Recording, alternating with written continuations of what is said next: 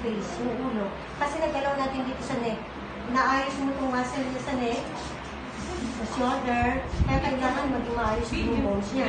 Hey! Huwag niyo ipopo sa FB yan, ha?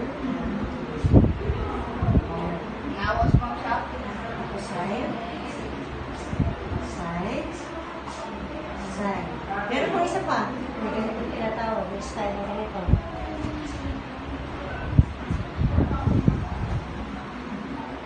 Ganyan. Meron pang isa ganito. Bakit ba gagawin ko to? Ito, ginagawa natin to para maayos yung muscle niya dito. Tataas mo itong balikat niya. Bagsak. Yan. Para mabalik sa dati posisyon yung muscle na galaw nyo. Meron pa din yan. Apply ko naman yan. Hawak.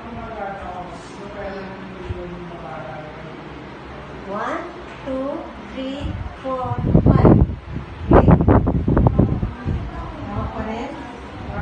Yung lagi natin ginagawa. 1, 2, 3, 4, 5. Ay, hindi mo kailangan buhatin, ma'am. Kaya hindi ko magbubuhat kasi nga ganitong position ko. Pero kung kayo chair position yun, chair massage yun. Isa pa. Ano yan, ha? Kailangan kumalaw siya dito.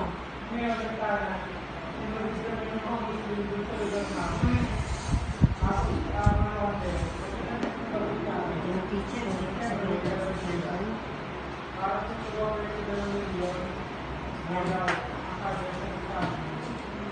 ginagawa natin isa. Double. Ito, dalawa. Okay. Pwede din yung isa natin, pwede dalawa. Kasi pag chair position, chair massage siya, hindi mo mapapagsabay. Pero kung ganitong position, pwede mo siya pagsabayin. Relax lang, susunod ka sa kamay sa pag hinatakita, susunod ka lang, ha? Okay.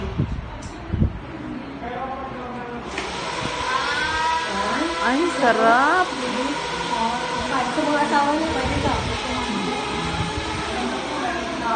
Nga mo na ulit. Ano pakiramdam mo?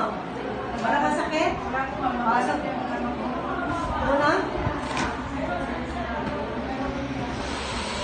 Bukas, sabay-sabay tayo magaganito. Mamimili lang tayong mga 3 o 4 para may matandaan kayo.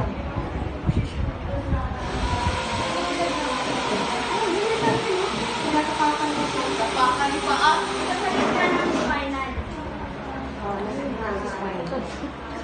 Upo ka nga, Joyce. Wala, ano lang ako. Okay?